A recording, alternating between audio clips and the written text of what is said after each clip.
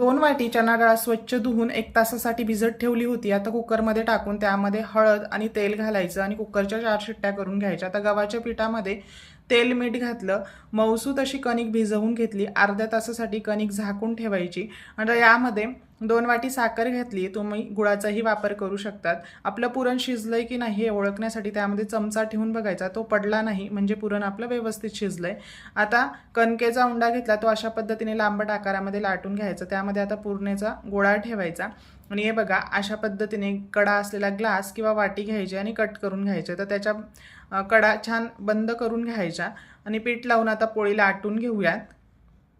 हाय फ्लेमवरच दोन्ही बाजूंनी मी पुरणपोळी इथे भाजून घेतली. बघू शकता छान टम्म अशी आपली पुरणपोळी इथे फुललेली आहे. तेल किंवा तुपाचा वापर करायचा. आणि अजून दुसऱ्या एका पद्धतीने मी इथे ही पोळी लाटून घेतली. व्हिडिओ आवडल्यास जास्तीत जास्त शेअर करा. धन्यवाद.